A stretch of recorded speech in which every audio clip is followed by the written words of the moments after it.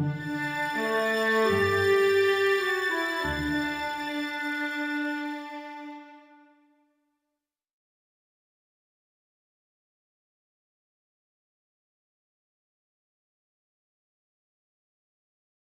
the senior scientist and co-leader of the climate team at the Stockholm Environment Institute.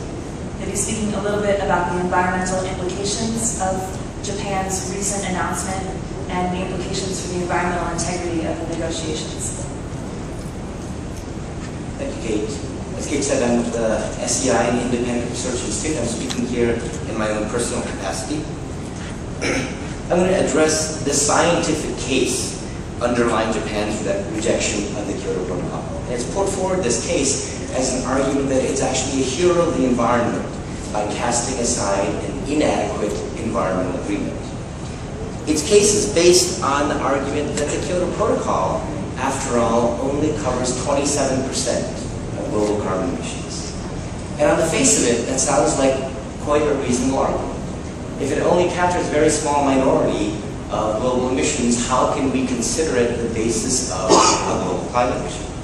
Well, there are some serious flaws with that argument. The first argument is that it neglects the fact that the United States, while not a signatory to the Kyoto Protocol, is in fact captured under the Bali Action Plan, under Clause 1B1 of the Bali Action Plan. When you consider the fact that it's the US and the rest of the Annex I countries that in fact would be taking binding targets, that's nearly half of global emissions. No longer a quarter, but a half of global emissions.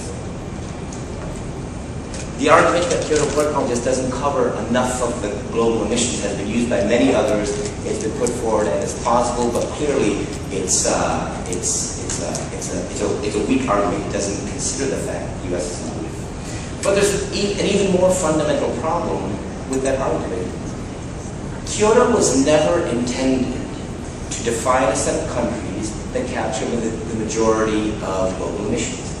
It was intended to define a set of countries that capture the majority of the responsibility to deal with the problem. And responsibility is much more than simply emissions. As it's expressed in the Framework Convention itself and the Kyoto Protocol, obligations or responsibility under the Climate Treaty are on the basis of common but differentiated responsibilities and respective capabilities. And if you think not in terms of territorial emissions, but in terms of emissions responsibility, then you also have to take into account the fact that much of the consumption of the world is in the Annex I countries, though the production is increasingly in the southern countries. If you take that into account, then it's not half of global emissions, but more like 2/3 of global emissions that really are accounted for by consumption in the north. It's more than 20% of China's emissions, for example, that goes toward the production of products that are used, that are then exported to the north. The other fact is that it's not just a matter of current emissions that determine responsibility or even current consumption, but also historical emissions. The atmosphere is currently loaded up with emissions, and the north is responsible for roughly 3/4 of that. More than 75% of historical emissions are due to the north.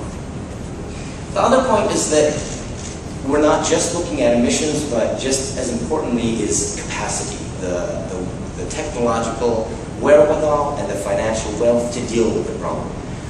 Again, the Kyoto Protocol and the Framework Convention refer to contributing on the basis of common but differentiated responsibilities and respective capabilities.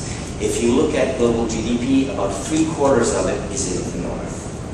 If you take into account the fact that much of the GDP in the south goes towards simply meeting basic needs, not toward consumer products, not toward the middle class lifestyle that is the norm in the north, but simply toward meeting basic needs, about 85% of global capacity is in the north. So given that more than 3/4 of global responsibility for emissions is in the north, and more than 5/6 of global capacity is in the north, it makes it very clear that Annex I actually captures quite well who should be taking the binding emission reductions. It's also important to note that the Kyoto Protocol and the Framework Convention is not simply about domestic emission reductions. It's also about providing the finance and technology to countries that need that finance and technology in order to undergo the climate transition that they need to undergo. So, taking into account the fact that the reductions happening in the north, a key part of a climate solution, are captured under the Kyoto Protocol, taking into account the cooperative mechanisms whereby the north can provide the finance and technology to the south, it becomes very clear that actually the Kyoto Protocol is an important and invaluable instrument, and in fact, the foundational instrument for the next steps of the climate regime. Thank you very much.